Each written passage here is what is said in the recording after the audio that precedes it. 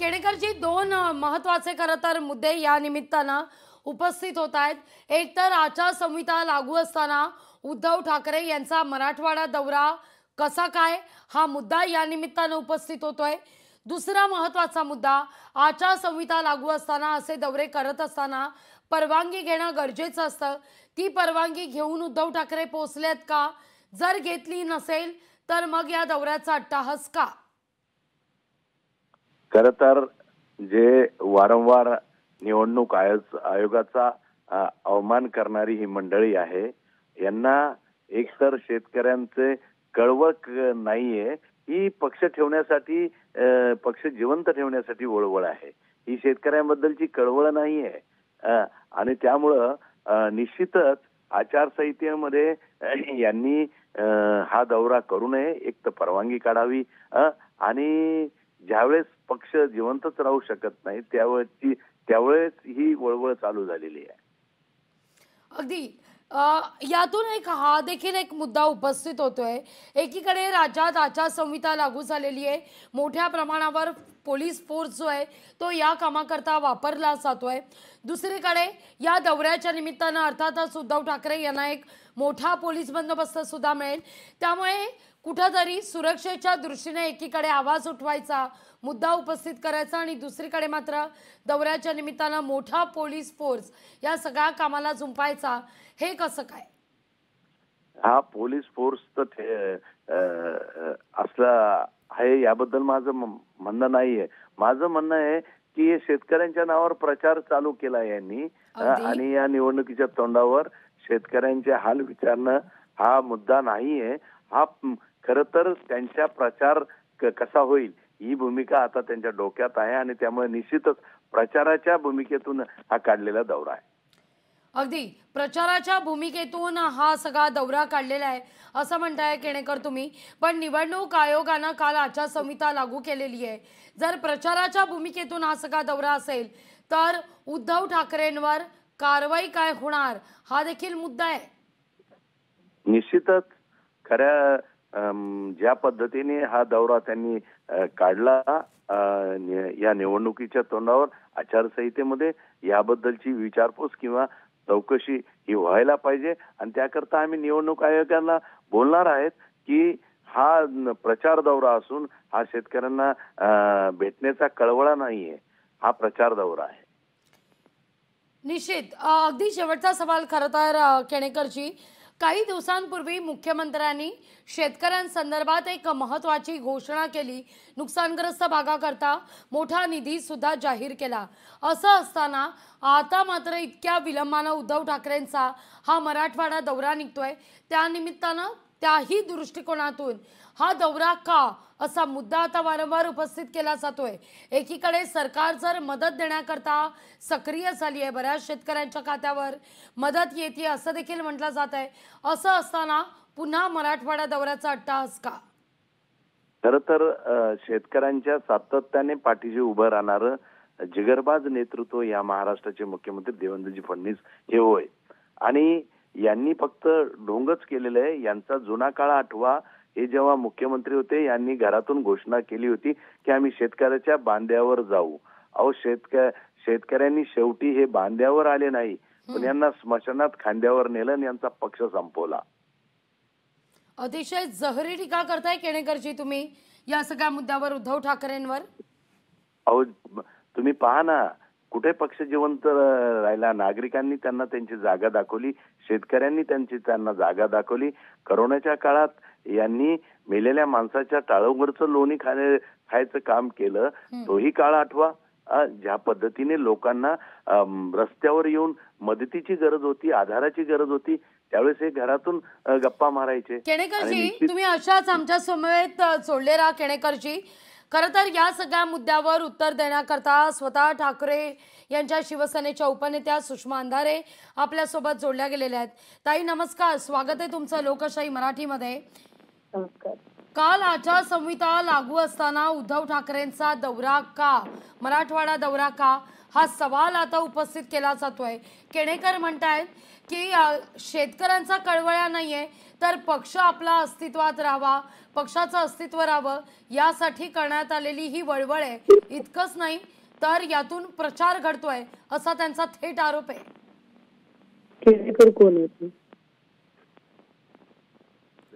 केडेकर कोण आहेत? संजय केणेकर. अच्छा, मला काही ओळख नाही फारशी. हरकत नाही, पण त्यांना हे माहिती नसावं कदाचित की हा जो दौरा होता, जो 5-6चा दौरा आहे, तो साधारणतः 12 दिवस आधी ठरलेला दौरा आहे. 12 दिवस आधी सगळ्या पदाधिकाऱ्यांना त्या संबंधाने सूचना गेलेल्या आहेत. त्यावर 3 बैठका झालेल्या आहेत. ते कुठे भेटणार, कुठे कोणत्या ठिकाणी भेट देणार आहेत, ते थांबणार कुठे आहेत, हा सगळा प्रोग्राम खूप आधी चेकआउट झालेला आहे. उलट भाजपाने मात्र अत्यंत घाईघाईने आचारसंहिता लागू केलेली आहे. त्यामुळे भाजपची ज्या अर्थी दुबार मतदारांना आम्ही डबल स्टार करू असं जेव्हा निवडणूक आयोग सांगतं, तेव्हा निवडणूक आयोग हे मान्य करतं की मतदार यादी सदोष आहे. सदोष मतदार यादीसह निवडणुका घेण्याचं धाडस करणाऱ्या भाजपाने आम्हाला हे शहाणपण सांगायची काही गरज नाही ना. राहिला प्रश्न की आम्ही आमच्या पक्षाचं, प्रत्येक जण आपापल्या पक्षाचं अस्तित्व टिकवण्यासाठी काम करतो. परंतु आजचा जो दौरा आहे तो सरळ सरळ पूर्वनियोजित दौरा आहे. तो असं काही नाही की अचानक काल आचारसंहिता जाहीर झाली आणि रात्री ठाकरेंना वाटलं की चला घराबाहेर पडूया, काहीतरी वेड्यासारखं. आचारसंहिता केणेकरजी पटतंय तुम्हाला हे? खरं तर ज्या दुबार मतदाराचे हे बोलतात त्या दुबार मतदारांचं यांनी कधी जिकार केला का वोट जिहादचा? वोट जिहादाचा हबच मराठवाडा आहे. जागोजागी वोट जिहाद जितक्या मोठ्या प्रमाणावर आहे ते पहिले बघावं. निश्चितपणे आपल्या पक्ष याच भूमिकेवर उभा राहिलेला आहे हिंदुत्वाच्या. ते हिंदुत्व सोडून तुम्ही दुबार मतदाराच्या गोष्टी करतात, ठराविक हिंदुत्वाच्या मतदाराच्या गोष्टी करतात. परंतु वोट जिहादाच्या गोष्टी करायला लागा, कारण ज्या मराठवाड्याने तुम्हाला भरभरून दिलं त्या मराठवाड्यावर तुम्ही ज्या पद्धतीने खऱ्या अर्थानं आरोप लावतात हे तुम्हाला किती तथ्याचं आहे. सुषमाताई, काय कमाल आहे. भाजपच्या या सगळ्या लोकांचा खरंच प्रॉब्लेम आहे की थोडा तरी अभ्यास करावा आणि अभ्यास करून बोलावं. कुठलाही मुद्दा धर्माच्या अंगाने कसा न्यायचा हे भाजप आणि भाजपच्या भक्तांकडून आपण शिकलं पाहिजे. तुम्ही चर्चा सुरू केली की आचारसंहितेमध्ये त्यांनी दौरा का काढला, यांनी सुरू केलं की हा जिहाद आहे. आता हे जिहाद खरं तर त्याच्यावर मी फार बोलू शकते. त्यांचे नेते आशिष कुरेशीजी वगैरे फार चांगलं सांगू शकतात. त्यांचे आणि एवढा जर जिहाद करायचाच असेल किंवा त्याच्यावरती फार निषेध करायचा असेल तर आखाती देशांकडनं आधी तेल घेणं बंद करा, मग मुस्लिमांकडून काही असाही सवाल त्यांनी उपस्थित केलाय की अहो ताई, आपल्या देशात आपण ज्यांच्या मांडीला मांडी लावून मित्र पक्षांबरोबर सरकार चालवत आहे, ज्या ज्या राज्यामध्ये ते राज्याच्या पहिल्या मुख्यमंत्र्यांना राजीनामे द्यायला लावा आणि मग तेव्हा निवडणूक आयोगाच्या विरोधात ठपका ठेवा. नाही, आपण हे सगळं करूया दादा, पण हे सगळं करण्याच्या आधी ते नवाज शरीफच्या घरी ते केक आणि बिर्याणी खायला का गेले होते त्याचा एकदा प्रश्न विचारा ना मोदीजींना. त्याचं उत्तर तुम्हाला मिळालं ना की नक्की मला सांगा तुम्ही, मग आपण नक्की ठरवू काय ते. आम्ही जाती धर्माविरुद्ध नाहीये, पण तुम्ही ज्या पद्धतीने चालवलंय दुबार म्हणून कौतुक तुमचं कौतुक करावं तेवढं कमी आहे. नाही ताई, मी तुमचंही कौतुक करतो. तुमच्यामुळे तर खरं शिवसेनेला जेवढं जिवंत ठेवता आलं तेवढं तुम्ही ठेवलं. तुमचं मी खरंच शिवसेनेने तुमचं खूप आभार मानावं. तुमच्यामुळे शिवसेना तरते आहे. चांगली गोष्ट आहे, आभारी आहे. आणि शिवसेना टिकणार आहे, माझ्यामुळे टिकणार आहे असं नाही. तर शिवसेना ही महाराष्ट्राची गरज आहे, त्यामुळे शिवसेना अभेद्य राहणार आहे, शिवसेना कायम राहणार आहे आणि आपण विरोध करत राहा, आम्ही लढायला सज्ज आहोत. सुषमाताई, एक सवाल उपस्थित होतोय, निवडणूक आयोगाकडून उद्धव ठाकरेंनी परवानगी घेतली होती का या दौऱ्यासाठी? अहो, मी सांगतेय की हा दौरा असं काही नाही की काल आचारसंहिता जाहीर झाली आणि रात्री उद्धव ठाकरेंना वाटलं की नाही चला फिरायला जाऊया. हा दौरा 12 दिवस आधी ठरलेला दौरा आहे, नियोजित दौरा आहे. त्यामुळे ते आधीच आणि प्रचार सभेला गेलेले नाहीयेत उद्धव ठाकरे. सगळ्यात महत्वाचं, उद्धव साहेब हे प्रचार दौऱ्यासाठी गेलेले नाहीत. मराठवाड्यामध्ये जी थट्टा चालवलेली आहे माननीय मुख्यमंत्र्यांनी सांगितलं होतं की आम्ही 3,47,000 रुपये एकतरी देत आहोत, परंतु लोकांच्या खात्यावरचे पैसे जर बघितले तर कुणाच्या खात्यावर 1 रुपया, कुणाच्या खात्यावर 3 रुपये, एका शेतकऱ्याच्या खात्यावर चक्क 2 रुपये 17 पैसे असे जाहीर झालेले आहेत. हे जे सगळं की तुम्ही मदतीच्या नावाखाली जे गाजर दाखवलेलं आहे, प्रत्यक्ष शेतकऱ्यांना मदत मिळाली की नाही यासाठी, शेतकऱ्यांशी संवाद करण्यासाठी आणि प्रत्यक्ष मदतीचा आढावा घेण्यासाठी म्हणून ते गेलेले आहेत, सभा घ्यायला गेले नाहीत. मला खरं तर मुद्दा हा या ठिकाणी उपस्थित करायचा आहे की जरी हा दौरा नियोजित असला, तुम्ही म्हणताय की 12 दिवस आधीपासून हा दौरा नियोजित होता, पण काल जर आचारसंहिता लागत असेल तर मात्र परवानगीचा मुद्दा यातून उपस्थित होतो. मग परवानगी घेण्यासंदर्भात मातोश्रीवर काही चर्चा झाली की नाही, की थेट दौरा ठरलाय म्हटल्यावर परवानगीचा मुद्दाच होत नाही. लक्षात घ्या, परवानगीचा काय मुद्दा आहे. निवडणूक आयोगाने खरं तर सगळ्या विरोधी पक्षांनी आक्षेप घेतलेले असताना त्यांच्या सगळ्या आक्षेपांना समाधानकारक उत्तरं न देता घाईघाईने जो निर्णय घेतला, त्यांना परवानगी फक्त भाजपची हवी होती. 7.5 वर्ष निवडणूक आयोगाला भाजप परवानगी देत नव्हतं. आता भाजपाला वाटलं अचानक परवानगी देऊया, भाजप आपल्या सोयीने परवानग्या देईल, आपल्या सोयीने सगळे फतवे काढेल आणि त्यांच्या सोयीने आम्ही त्यांच्या तालावर नाचायचं काय? भाजप ठरवेल ती पूर्व दिशा आम्ही मान्य करायची काय? भाजपला वाटलं आज रात्रीतनं. एक लक्षात घ्या ताई, आपल्याकडे आचारसंहितेचा जो कालावधी असतो, साधारणतः निवडणुकीचा कार्यक्रम जाहीर होत असताना त्याच्या आधी किमान 40 दिवस आधी आपल्याकडे आचारसंहिता लागू होते. ताई विचार करा तुम्ही की आचारसंहितेची काल घोषणा झाली, काल 4 तारीख होती आणि आता ते उमेदवारीचा अर्ज भरण्याची तारीख सांगतायत 8 तारीख. अशी 4 दिवस आधी असते काय आचारसंहिता? 40 दिवस आधीचा तो कार्यक्रम असतो. भाजपला वाटेल तेव्हा, भाजपचं म्हणजे अवचित उठलं असा कार्यक्रम आहे सगळा. अगदी केणेकरजी द्या उत्तर आता. अहो हे काही बोलू शकतात विरोधी पक्षात असल्यामुळं. हे निवडणूक आयोग ही घटनात्मक संस्था आहे, त्याबद्दल ज्या पद्धतीने घटनात्मक संस्थेचा दादा तुम्ही पावित्र्य कुठे ठेवलं?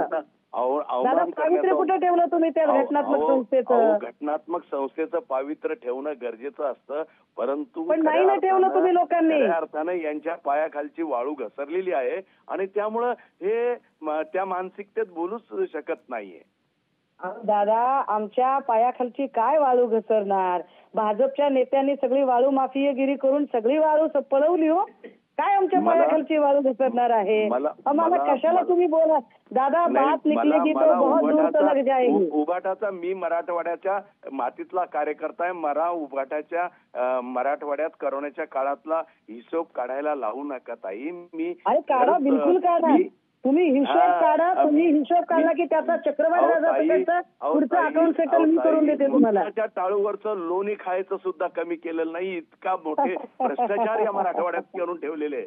हे तुम्ही सांगायचं का दादा? ज्यांनी गुजरातमध्ये सगळी प्रेत रस्त्यावरती जाळली आणि युपी मधली प्रेत नदीवर वाहत गेली, तिथे महाराष्ट्रामध्ये मात्र मुंबई सारख्या सर्वाधिक लोकसंख्येची घनता असणाऱ्या धारावी पॅटर्नना जगाने नावाजलं. जगाने सांगितलं की सगळ्यात चांगलं जर कोरोनाचं काम कुणाच्या काळात झालं असेल तर ते मुख्यमंत्री उद्धव ठाकरेंच्या काळात झालं. हे जागतिक आरोग्य संघटनेने सांगितलं. तुम्ही स्वतः तुझा लाल गंधर्व का होताय? ताई मी तुमच्या एवढा मोठा नाहीये, परंतु मी मराठवाड्याच्या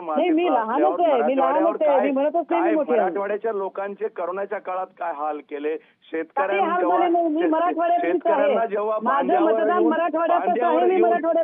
बांध्यावर येऊन पीक देण्याचं आणि बी बियाण्याची जे घोषणा झाल्या 2 लाखापर्यंत पूर्ण कर्ज मंजूर करू, पूर्ण कर्ज मंजूर करू. उद्धव ठाकरेंनी सरसकट कर्जमाफी दिली, कुठलीही कागदपत्र विचारली नाही. पण मुख्यमंत्री देवेंद्र फडणवीस मात्र तत्वता अभ्यास करायची भाषा करत राहिले. तुम्ही काय सांगताय? सरसकट कर्जमाफीचा जर निर्णय कुणी घेतला असेल तर तो उद्धव ठाकरेंनी घेतला.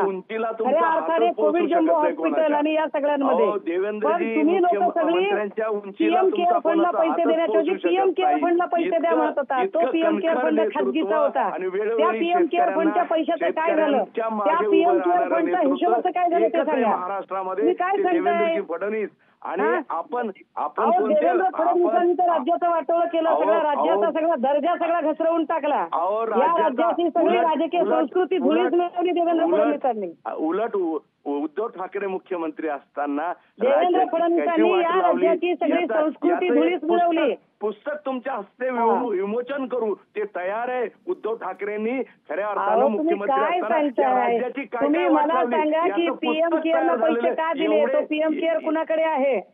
त्या पीएम केअरच्या पैशाचं काय झालं? जो पीएम केअर फंड खासगी ट्रस्ट होता त्या खासगी ट्रस्टला पैसे का दिले? मराठवाड्याच्या दौऱ्याविषयी बोलतो, त्यामुळे मी महाराष्ट्र तुम्ही मराठवाड्यावर बोलत होता, तर मग मराठवाड्यातली कर्जमाफी उद्धव ठाकरेंनी सरसकट केली होती का देवेंद्र फडणवीसांना करणं शक्य नाही? अक्षरशः देवेंद्र फडणवीसांना पक्ष फोडण्याशिवाय दुसरं काही करता येतं का? घोषणेनं आपण देवेंद्र फडणवीसांना पक्ष फोडण्याशिवाय दुसरं काही करता येतं का? काम केलं.